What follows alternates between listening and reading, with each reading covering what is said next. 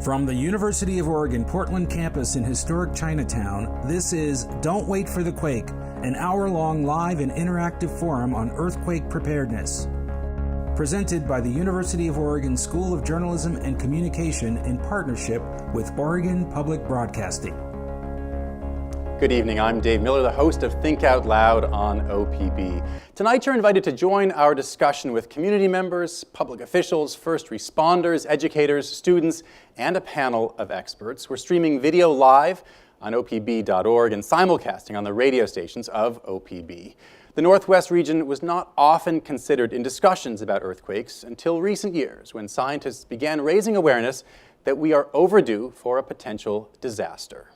In a subduction zone earthquake, what's actually happening is you have an oceanic plate that's diving underneath a continental plate. The leading edge of North America here gets dragged down, and the coast part of North America, about where my knuckles is, goes up like this. And then eventually it's going to let go. And so when it does, the leading edge flings out and up, and the coast part goes down, and uplift offshore creates a tilt in the ocean, basically. And that launches a tsunami that goes both east toward the coast and west toward Japan. When that happens, it's going to be 2 to 5 minutes in length, which is really long. It's much longer than a typical crustal earthquake, like people experience in California all the time. The 1906 earthquake that destroyed San Francisco is about 2 minutes long, and that's about the minimum length, really, for a big subduction zone earthquake. And the energy levels are much higher. And so it's surface area that creates magnitude of earthquakes.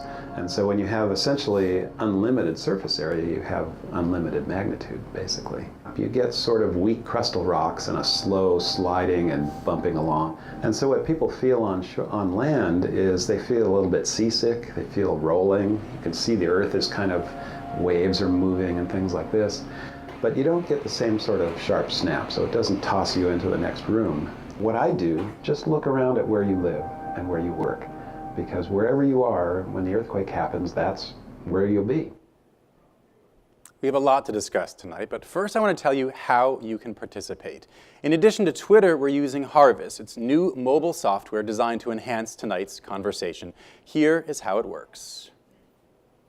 This is Harvest, a mobile web app designed to capture an audience's real-time emotional responses to live or recorded media in a way you have never seen before. Harvest is accessible on smartphones and tablets using any mobile browser. To get started, open your preferred web browser and go to harv.is. Use the passcode Quake to log into this event. Then answer a few questions about yourself. Who are you within your community? What part of Oregon are you from? Beyond that, your responses will be anonymous.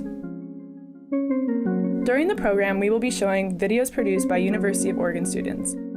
As each video plays, swipe up if you feel motivated to act and down if you feel overwhelmed. You can swipe up or down on your device at any time during the playback of each video. After each video, you will be given time to respond to 1 or 2 prompted questions. Answer the questions by switching to the Comments tab. Comments will be displayed anonymously after each video.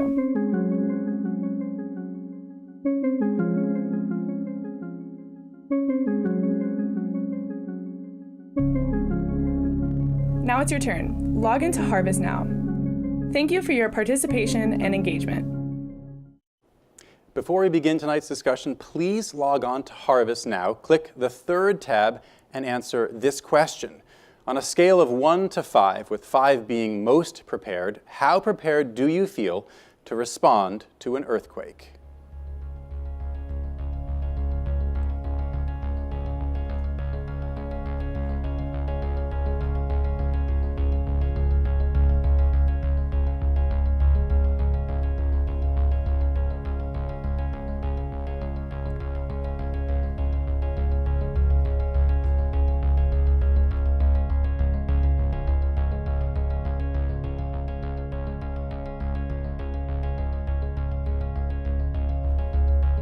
we'll ask this question again at the end of our program. Our panel tonight includes Andrew Phelps, the director of Oregon's Office of Emergency Management, Chris Goldfinger, an oceanographer at Oregon State University and one of the world's foremost experts on subduction zone earthquakes, and Aisha Edwards, a licensed professional counselor in Vancouver, Washington. She specializes in trauma and working with underserved populations. It's great to have the three of you here. Tonight's discussion is going to be informed by several field stories produced by student teams from the University of Oregon's School of Journalism and Communication. This first one looks at what we can learn from recovery efforts in Nepal following a violent 8.1 earthquake that hit there last April, as well as severe earthquakes in California. Whether you are here or at home, if you have not already, use your mobile device's browser and go to harv.is. Then swipe up when you feel motivated to act, or down when you feel overwhelmed. Here is our first video. There has been a major earthquake in Southern California. We are getting reports of lots of damage to the buildings and the roadways. There are reports of widespread power outages, gas leaks, and landslides. California, because it is constantly threatened by earthquakes, has done a lot to prepare the built environment to withstand earthquake shaking. Less has been done in Oregon and Washington because the perceived threat of the earthquake is lower. 1,865 people killed, tens of thousands homeless, and many more still unaccounted for tonight after the worst disaster Nepal has seen in nearly a century. The Nepal earthquake was another great tragedy that's happened to a country that's pretty poor and really doesn't have the infrastructure that we've got here in the United States, can't respond as easily to the threat. Rebuilding is much tougher in that type of economic environment. But I think, you know, the main lesson from Nepal is that these big thrust earthquakes can be extremely damaging, and that we have to be extremely careful about preparing for that type of event.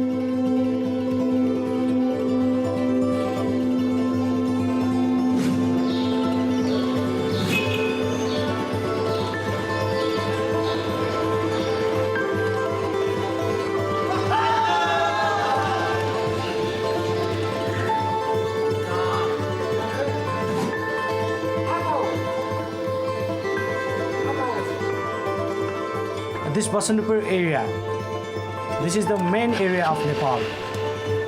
Whenever I have to tell about this area, my local area, this is the one of the best area of Kathmandu, I think so.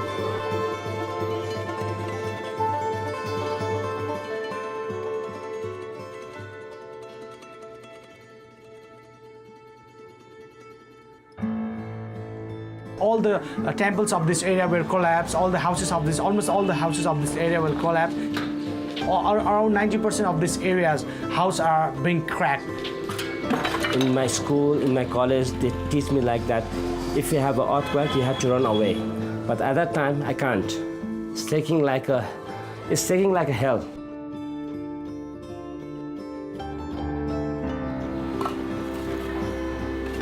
At the time of earthquake also, all the people from this local area, they came from different houses.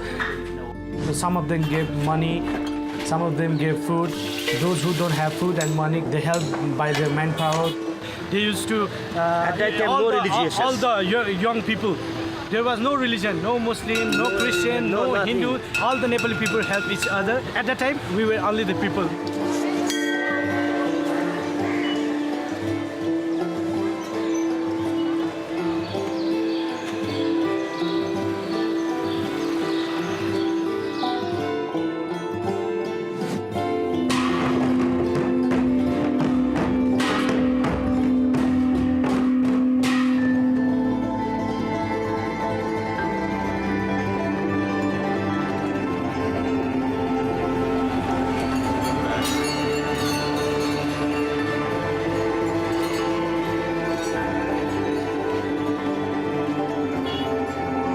Came back from that earthquake, and we will celebrate our festival in a very good way. It gives us a positive thinking, a positive belief that we can come back. we can come back in a normal life, and one day we can rise. We can rise again.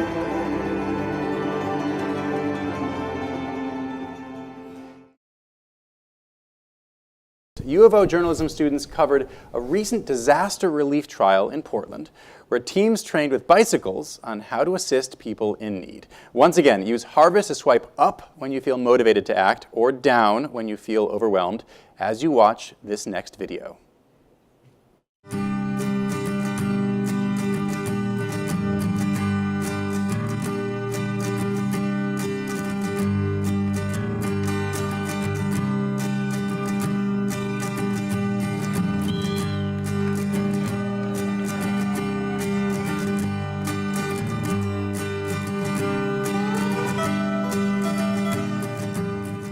I was very affected on a personal level by the incidents down in New Orleans for Katrina back in 2005. And I learned that as an individual, I need to be prepared to face disaster. I can't count on the government or some other entity to come and rescue me. I developed the disaster relief trials, a competition that would simulate a supply run with cargo bikes. No gas, no roads, no communication, no problem.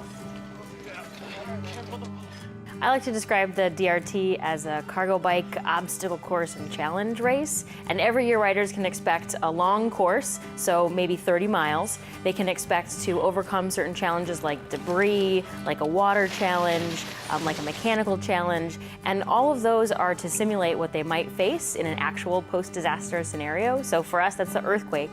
And we know that our infrastructure is going to be damaged. We know that the streets are going to be covered in debris. We know that it's going to be hard for normal first responders to communicate with each other. And so what we're trying to simulate is how an individual with a bike and knowing their community, they can be a part of that response.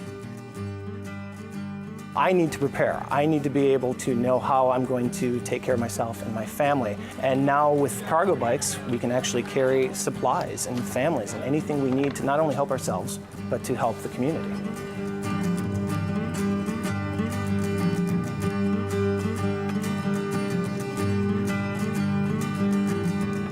In the event of a large-scale disaster such as the Cascadia Fault earthquake, it may be weeks before they are able to get fuel distribution back in place. Bicycles will allow us to keep moving. Leveraging the existing resource of the cargo bike and the cargo bike rider who populate our cities, that's what we really want to work on, and that's what the Disaster Relief Trials is pushing for. A reminder once again that you can watch all the videos from tonight's show on our website, opb.org. Just click on the Don't Wait for the Quake icon. Now, take a moment to text your response to this question. What do you anticipate will be your community's most important recovery needs after an earthquake?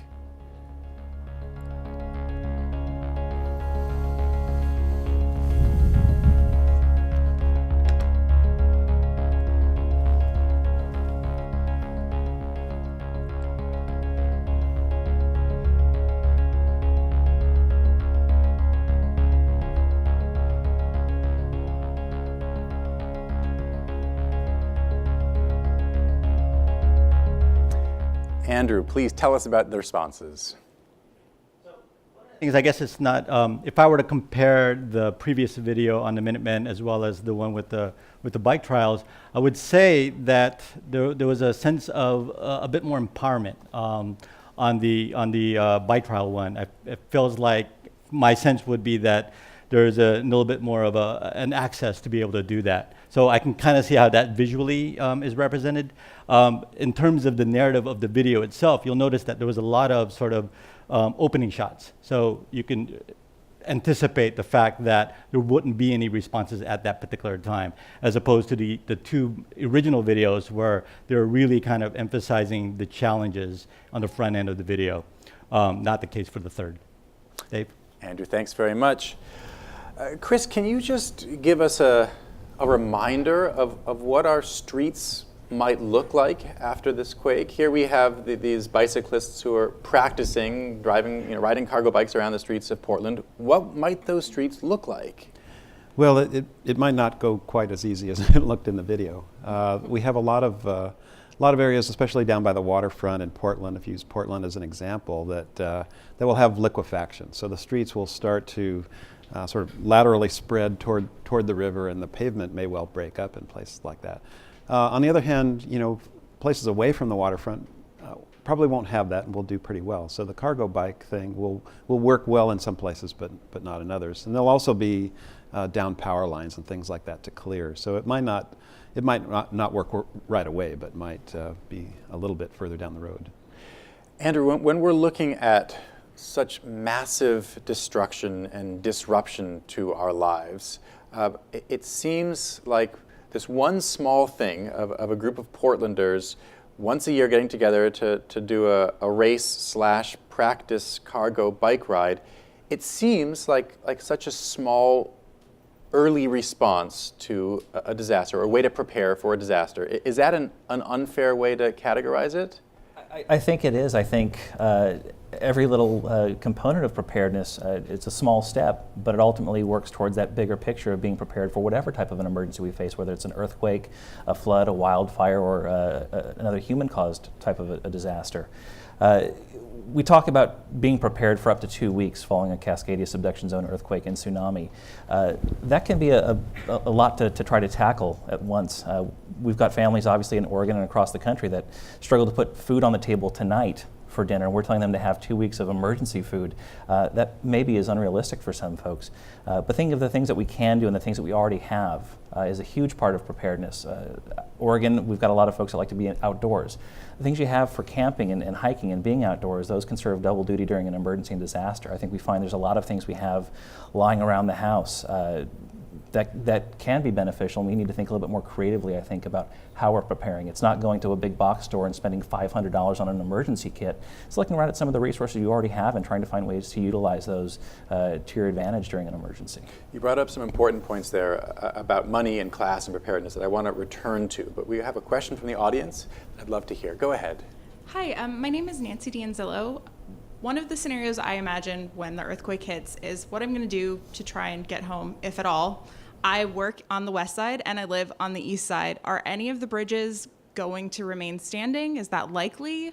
Are they earthquake proofed? And is it a terrible idea to try and forge the river in some way? The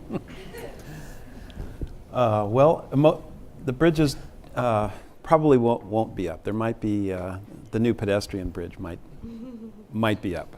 The rest probably not. Most of the bridges in Portland, a lot of them have big counterweights. They're actually drawbridges, and those don't perform well in earthquakes. I'm not an engineer. This is what my engineer friends tell me. Even the Markham Bridge, the bridge that I-5 uses, you don't like that bridge's chances? No, not okay. Really. So we've got the one new transit and pedestrian and bike bridge that you think has the best chance. Right, and of course it depends on if this happens today or sometime in the future. ODOT has many of these things on their hit list to start retrofitting and things like that. But many of these bridges are pretty resistant to simple retrofits. So I'm not really optimistic about that. And what about her idea? And this is so many people in the Portland area, and there are other cities in the Willamette Valley that are bisected by the river. So many people have this same question. My kids are on one side, their school is on one side, my work is on the other. My home is here, my husband's work is there. Can you cross the river in a canoe after an earthquake? Is that a terrible idea? Well, I know a lot of kayakers, and they asked me that actually at the New Yorker Festival, and I said, well, there's a lot of kayakers in Portland. My wife's one of them, and I have a kayak. So yes, you can. And the moderator there said, sadly, he's not even joking. It may be down to that. So yes, you can, but be careful, obviously. We have time for one more question from our audience. Go ahead, please. Hi, my name is Susie, and I'm just wondering if there's some way we can get the employers in Oregon to kind of step up and work with emergency management to help their employees that are going to be stuck at work because people work night shift, they work day shift. So is there anybody have a plan to get employers motivated to be prepared? Do you have an idea for how to do that? I was thinking the employees themselves might be able to go in and push for that. They can't get raises, but they might be able to get them to prepare, at least have water on hand or emergency supplies of medical needs. I don't know, but something needs to be done because people will be stuck at work, and I just thought it might be important. A lot of times things like this do come from within, and if people start leading, the leaders will eventually follow. So that does work. Well, I keep hounding the mayor on Twitter, but he keeps passing it off to other people, so. Here's the piece that I want to add to this. Many large employers have employee assistance programs, and employee assistance programs have a number of different opportunities within them, but one of which is a critical incident stress debriefing. So what employers can actually do who have these benefits within their system is they can contact their employee assistance programs and actually try to speak with folks who do CISDs to come out and do a little bit of preliminary preparing. How would we work with this traumatic event with our employees if they are actually on site? Thanks very much for that question. I should say that in answer to the question, what are you doing, what particular needs do you have? One person said, make a plan for traveling 20 miles from work to home. Somebody else said, I live in a floating home, so we are preparing with supplies in several different locations. No one seems to know whether or not our house will survive, sink, or float downriver. We're going to end tonight where we started. On a scale of 1 to 5, 5 being very prepared, based on what you've learned tonight, how prepared do you feel to be to respond to an earthquake?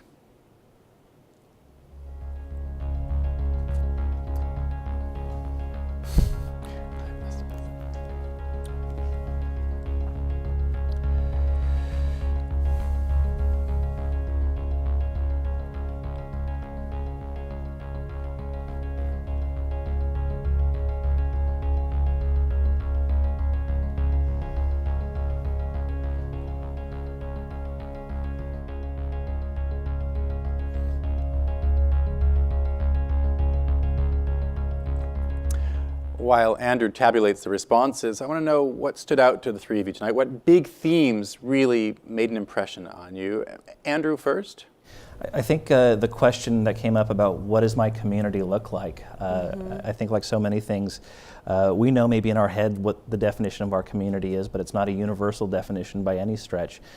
So it's got me thinking about how I use the term community, and I use it quite a bit, but what that could mean to different folks. You mean in the past when you've used it, you thought it was clear what it meant, and that question made you realize that it's not at all an obvious term? Right. There's a whole lot of different perspectives on what community is and what it means to each person. Chris, what about you? And I'll say that one thing that stood out to me as I was thinking about your job is the dips that we kept seeing were when people like you were telling us what's going to happen to us. Really important information. This is the earth science. This is the ocean science. This is what the tsunami is going to do. This is what the wave will do. This is what it'll feel like. It was when people saw more practical, this is what you can do about it, that they said, I see that I can do something, but your job is to tell us what's going to happen. Well, it's a little more than that. I mean, only an earthquake geologist can get happy about earthquakes, right? Because they're usually considered to be bad things. But it's a natural phenomenon. It's something that happens on planet Earth, and to me, it's just another thing that happens. And so, when you butt into society, then you have to we kind of have to shift gears and get into preparedness and response and things like that, and that's where it gets much harder. The earthquake itself is fairly easy to deal with. When humans get involved, that's when it gets harder. Right. If it were just rocks moving against each other, it'd be fine. Right. That part of the job is easy, but however this came about, we found ourselves living on top of a ticking time bomb, or in another sense, we've been charging the credit card and now the bill is coming in, and so it's. But to me, I don't, the word has now gotten out. And I think that although it's difficult to fathom, difficult to overcome, there are lots and lots of positive things that we can all do. And we saw lots of examples in the videos tonight about small things. And one of the big take-home messages for me, and the person who commented, it should be somebody else's job. And we all kind of feel like, yeah, it should be somebody else's job. But it turns out it isn't. It's all of our role to do our little bit. Aisha, briefly? Yeah, I mean, I think also I'd have to piggyback on what Andrew said around this notion of community, and that really means something very different to each person, and some people don't even feel like they have a sense of community at all. So. Andrew, can you give us a sense for how the responses were different at the beginning and the end of the show? So, based on the kind of quick analysis that I can display here, I think it really kind of speaks to the fact that I think there's a lot of hunger for this kind of information. So we did see a very minor shift, so a little bit more weighted to a response of number 2 on this set. And this column right here is the before, and this is the column of after. So you can kind of see that there's been a shift from 2 to 3, which demonstrates, obviously, for me, that I think people are hungry for this information. And I think they find it very important. Andrew, thanks very much for bringing us your technology and letting us, as an audience, play with it tonight. And thanks very much to our audience here as well, in this building and on the radio and online. That's all of our time for this live program. I'd like to thank our panel for participating tonight, Andrew Phelps, Chris Goldfinger, and Aisha Edwards. And also thanks to Andrew Devigal for the harvest analysis this evening. And as we sign off, we'd like you to answer one last harvest question. What issues would you like to see covered in more depth by the media? There are many resources available online at opb.org/unprepared. Additionally, our panel is available for the next hour to engage with you on Twitter with the hashtag Don'tWaitNW. Plus, we're using a new video chat platform called Shindig. It enables you to connect with individuals in your community and in other areas to consider evacuation and relief strategies in the event of a disaster. You can go to shindig.com/event/Quake to access the conversation on Shindig. I'm Dave Miller on behalf of the U of O School of Journalism and Communication and OPB. We thank you very much for participating tonight.